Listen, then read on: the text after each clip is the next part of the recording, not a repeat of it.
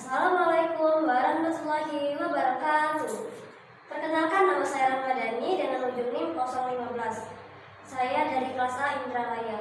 Di sini saya akan mempresentasikan esai saya yang berjudul Fenomena Bahasa Gaul dan Alay dalam Komunikasi Gen Z.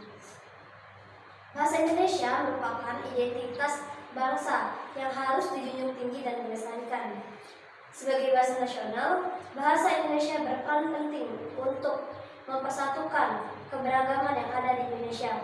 Dengan adanya bahasa ini, maka akan mempermudah masyarakat Indonesia untuk berkomunikasi antar masyarakat yang berbeda suku, ras, agama, adat istiadat, dan lain sebagainya.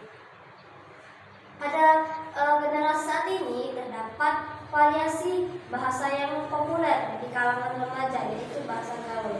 Bahasa gaul adalah bahasa non formal yang digunakan oleh kelompok tertentu.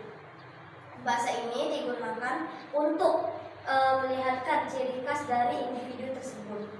Tujuan dari bahasa ini yaitu untuk candaan, untuk pendekatan, dan seru-seruan. Nah, media sosial dalam penyebaran sangat luas, sehingga apabila kita menggunakan bahasa gaul ini di media sosial, maka penyebarannya cukup luas karena media sosial digunakan dari kalangan anak-anak, remaja, orang tua, dan lain sebagainya.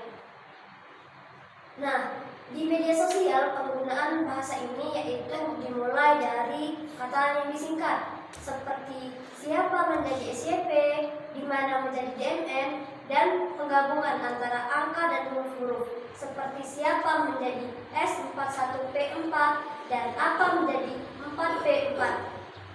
Nah, apabila bahasa gaul ini tidak terkontrol, maka akan menimbulkan kecenderungan penggunaan bahasa Indonesia yang menurun. Bahasa gaul ini berasal dari bahasa gaul alay, yang artinya anak layangan. Nah, bahasa gaul ini memiliki dampak positif dan negatifnya. Dampak positifnya yaitu untuk pendekatan, seru-seruan, membuat suasana lagi menjadi dekat, namun lebih cenderung ke dampak negatifnya. Dampak negatifnya yaitu membuat bahasa Indonesia semakin menurun potensinya di kalangan remaja saat ini, sehingga apabila penggunaan bahasa Indonesia sangat diperlukan di dunia pendidikan, pemerintahan, surat resmi, kemudian di akademia. Jadi dapat disimpulkan, apabila penggunaan bahasa gaul digunakan setiap hari dalam komunikasi sehari-hari masyarakat Gen Z, maka akan menurunkan potensi bahasa Indonesia di kalangan saat ini. Sementara bahasa Indonesia dituntut untuk masyarakat Indonesia digunakan dalam dunia pendidikan, dunia pemerintahan, surat-surat resmi, dan karya ilmiah. Meskipun bahasa gaul ini memiliki dua dampak yang ganda, yaitu dampak positif seperti untuk pendekatan, terus untuk membuat suasana lebih aman, nyaman, dan membuat kita percaya diri. Namun bahasa gaul ini lebih cenderung ke dampak negatifnya apabila digunakan sehari-hari oleh Gen Z, sehingga membuat Gen Z ini berkurang menggunakan bahasa Indonesia, sedangkan bahasa Indonesia ini sangat penting dalam dunia pendidikan.